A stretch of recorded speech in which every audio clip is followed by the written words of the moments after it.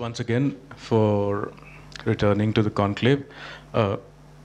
This theme is related to resources and teaching aids for music education as they exist now, as we would like to develop them in future as well. Currently, what do you think are the teaching aids and resources available to teachers and students involved with music education programs? When you talk about teaching aids, it was very interesting when I met a group of these music teachers, because they said the government has not prepared anything. There's nothing that they can offer us. Neither is there a kind of an orientation program for us where we need to start thinking as educators. So the challenge remains where we as, troubled souls have come together, and they have their own small groups. It's a collective. Small pockets of collectives. North Karnataka has around 100 or 200 teachers who've got together. In the south, there are again 100, 200 teachers who've got together. They've created their own small collectives. What they have been trying to do is independently create some kind of material for themselves. Based on their training, they have been very constantly working with the local resources available in the school itself, meaning engaging the local artists. They have also been in some ways where the parents, like somebody was mentioning in the last panel, some of their parents themselves are musicians. So, trying to gather all of those local resources, they have been kind of, taking one step at a time. But talking about a proper list of things that they need to have to run a program through the academic year is not very easy. I was wondering if you could tell us whether there is any prescribed textbook for teaching music. I mean, or whether there is any reference kind of material available for the teachers, if not for the students. In fact, music which is being taught, it's a 100 marks paper that the teachers have to teach for, and of which 50 marks is for, I think I've got the figures as well. It says 50 marks for written examination, 30 marks for practical, and 20 marks for oral recitation. So what it means is, when they get into, the syllabus is made in such a way that there are certain biographies, small texts that have been taught of Purandaradasa, Tyagaraja, which is like compulsory. Now Gangubai Hangal is also added to it. To be able to communicate with all of you and also have communication between all the teachers present here and the heads of institutions. So let's say that we wanted to see what kind of material was being used in Karnataka. Would it be possible for IFA to give us an example? Is it available? And how can we contact you? Or can it be put online? Is that possible? The IFA is always open to sharing. In fact, we have a dedicated website on Kali Kalisu, which is the project that we initiated as the teachers' capacity building workshops. When we talk about resources for music education, I think when we started out, basically there are two projects that I've worked on, two major music education projects. One was Hadu Hakki, which was supported by IFA. We supported this organization called Ananya to do Carnatic music introduction and appreciation program that could be broadcast through the All India Radio. And we had tied up with the Department of Primary Education because they have the everyday school broadcast. And we had an arrangement with them where they could give us half an hour slot every week where we would be playing this. And this would become a compulsory listening session for 8 million children across Karnataka. And I'm happy to say that the second workshop was actually in Gulbarga, which is North Karnataka, in one of the remote areas in Gulbarga, which has maybe a little influence to Hindustani music, but that is also not too prevalent. And it's a predominantly Muslim population. So we knew the context we were going into, and therefore we had to completely deconstruct all. In fact, it was a learning process for us, because for us, a lot of things, because you're trained in music, a lot of it is taken for granted. And then we had to deconstruct for ourselves and unlearn a lot of things before we went into that space. And that workshop was a real success. The other thing that we consciously did it in Kali Kali Su was not to give the teachers a kit. Because they are always conditioned to think that, Acha, I've had this training, but unless you give me the kit, I'm not going to work on it. So we tried hard to break that thing and say that, there are lots of ideas, and it's up to you to decide how you will use these ideas. So you don't need a kit. Work with materials that are available to you.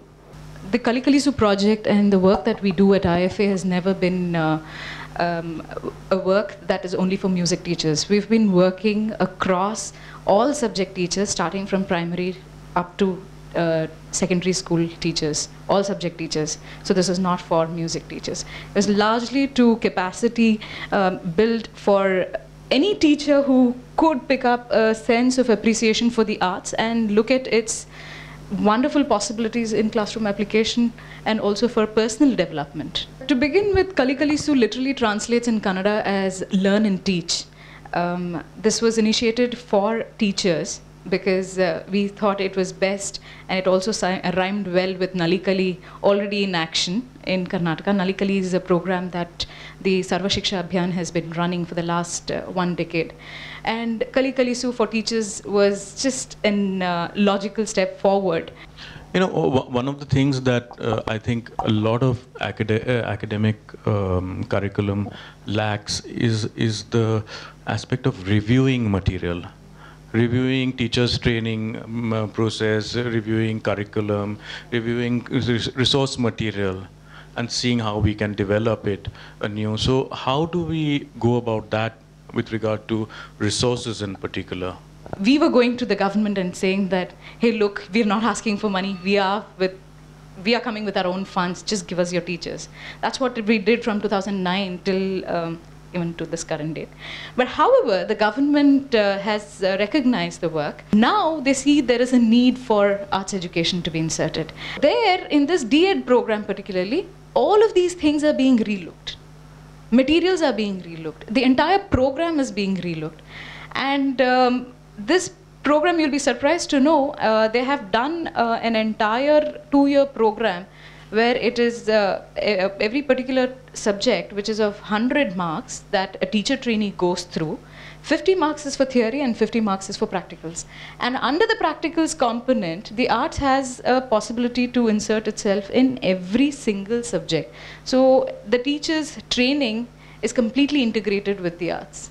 Do you think it would be a good idea to look at creating resource material that can be used both by the music teacher, the facilitator, and a modified version or an adapted version by the student as well? We have to create more sharing platforms at the local level, regional level, so that whatever one teacher is doing actually should not be restricted to one school. Because in isolation, many people are working. The NCTE, which is the National Council of Teacher Education, they have also reviewed their curriculum and revised it, and now it's been implemented. So in that also we have put the arts education component for every teacher. How do we create resources that do not make a child feel in any way inferior to another student, and how do we talk about creating these resources which become almost like, I would, for lack of a better word, I would use words like toys and games, that make it possible for a child to enjoy the wonderful freedom that art should actually give you, rather than make you feel restricted or constricted about your own abilities. We did something called the Hadu Hakki Habba, which was essentially bringing together children who are students of Carnatic music, but to give them a completely different experience of it, to make this idea of learning classical music absolutely fun. So we had lots of games there, but here I'm talking of children who were students of music. We had lots of games where they could engage on a very different level with music, and not just, it doesn't become another class for them where they just come from school, throw their bags, and it's it's not that kind of class, but you engage with the music much more intimately. That was the idea, and the whole idea of music education comes from liberating it completely, and it comes from this whole idea of play. How do you play with music? How do you become creators of music rather than consumers of music? And so the first thing, I just very briefly, I'll give you a map of what the design that we have, because we were dealing with teachers. The first point of, I think it was like a peg for a musician and a teacher was the voice. So we didn't go with the ideas of music, nothing like that. We just said, look, we also have the voice as the asset, and so do you. So can we connect on that level? And we had lots of things lots of exercises where we explored the depth of the voice, the height of it, the coarseness of it. Just find your own voice. That was the starting point. And then we went on to looking at music within ourselves. How does moving in certain ways create music within the body? When you talk about Bharatnatyam and its stances and the geometrical postures it has in relation to the temples, then you see that the form is organically coming out of a certain context. And that was that's how we got the participants to critically engage with their own context. First time we asked them to sing, we said, just come up with your own songs. They would not. And the reasons were umpteen, but one of the most interesting reasons was that when I sing my song, I reveal my caste. And I don't want to do it in public. These were teachers. And that was another thing that we had to grapple with. How do you create a classroom condition where it is comfortable for these people to come up with whatever expression, whatever artistic expression it is. To bring in Shubha Chaudhuri into the discussion right now, we're talking about building resource material, and I was particularly interested in knowing from you how we could access material that is placed by research scholars in archives across the country. And we have all been grappling with that issue for a long time, how to make it available to universities, to schools, etc.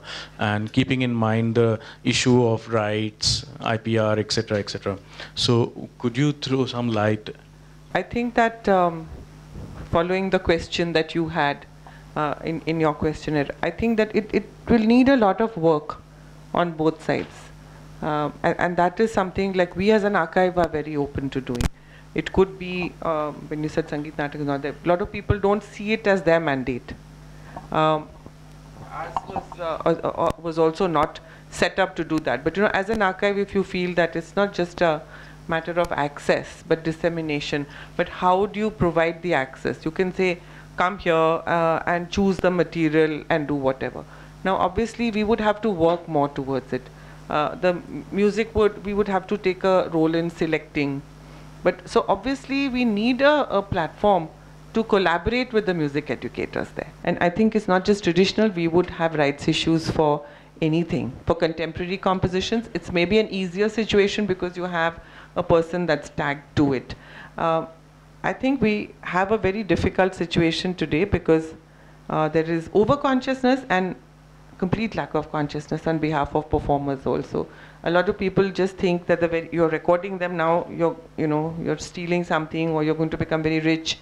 Or some people just have absolutely no sense, and they're very, very happy that you just have it. It could be used in any way. But I think the sense of using any material, and here's something, and I think that children at a school level to introduce some sense about rights and IPR is, we've all discussed, it's not just money. It's a question of respect and recognition. It's a question of acknowledgement, attribution, that this has to be inculcated. मेरी बात ये है कि 6th, 7th और 8th में मैं music लेता हूँ तो सिर्फ सप्ताह में एक पीरियड है, ठीक है, लेकिन मेरे पास ऐसा वक्त ही नहीं है कि मैं 1 to 5 स्टैंडर्ड में जा सकूँ. This is not a policy issue. This is a structural issue. It is to do with time load exactly.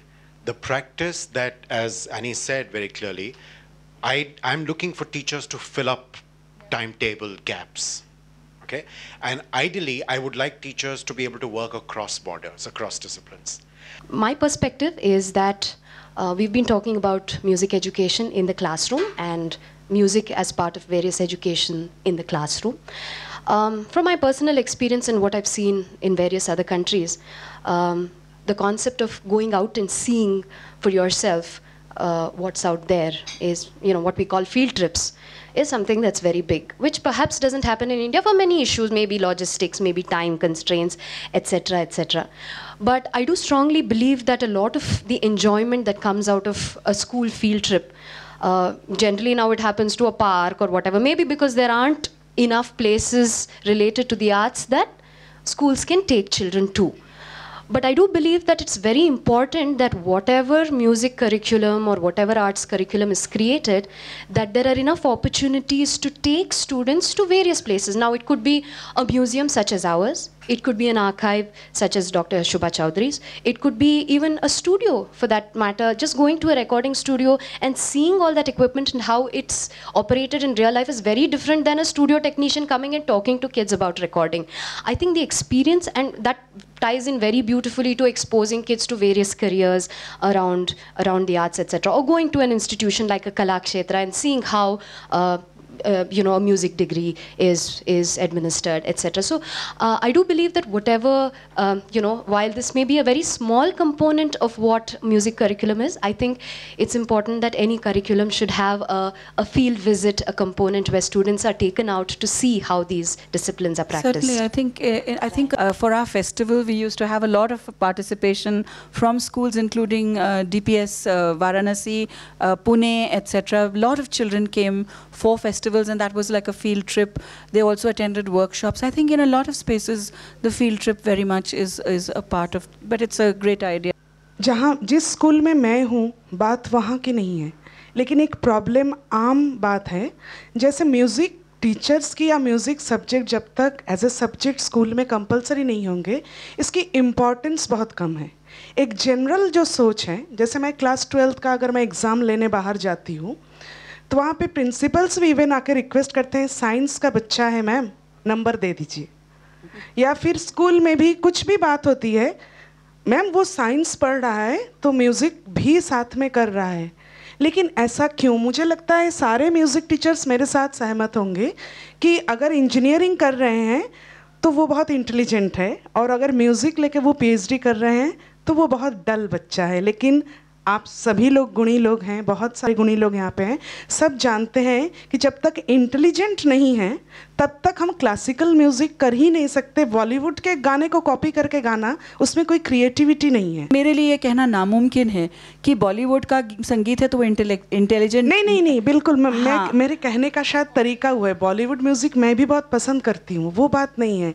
लेकिन मैं ये कह रही हूँ, जैसे एक जनरल सोच जो है, पब्लिक की सोच, चाहे वो 80% गार्जियन की सोच है, वो भी म्यूज़िक लेके बच्चा अगर कुछ करना भी चाहे तो वो रोकते हैं, क्योंकि म्यूज़िक को शायद एज ए सब्जेक्ट उतनी इम्पोर्टेंस स्कूल में नहीं मिल रही. सामाजिक मान्यताओं को में परिवर्तन लाने के लिए समय चाहिए. जी. और आज की जो वार्ता है और चर्चा है वो इसीलिए है कि हम कैसे ये जो धारणा है लोगों के मन में कि आप संगीत कर रहे हैं तो अरे गा बजा के क्या कर लोगे, तो ये धारणा दूर करने के लिए ही इतना विचार केवल यहाँ पर नहीं, लेकिन काफ़ी समय से ये चर्चा चल रही है. और जैसा कि होता है, आज हमारे कॉन्स्टिट्यूशन के खिलाफ है कि हम कास्ट को किसी की कास्ट के ऊपर कुछ किसी किस्म का डिस्क्रिमिनेशन करें, लेकिन कास्ट चला गया क्या हमारे समाज से? तो जिस तरह हमें उस तरह की मुहिम चलानी है, वैसे ही संगीत और कलाओं के लिए